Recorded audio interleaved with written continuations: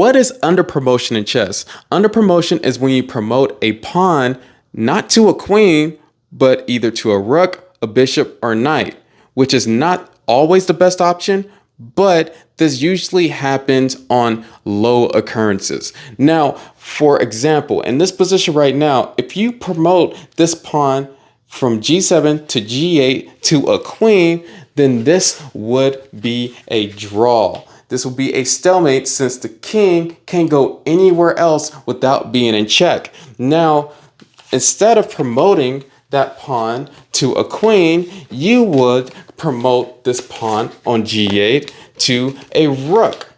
Instead of getting a draw in the position, you can get a win and avoid the stalemate altogether. Now, this is what under promotion is used for, so I would always look out for these options so that you can avoid getting a half a point when you could have got a full point.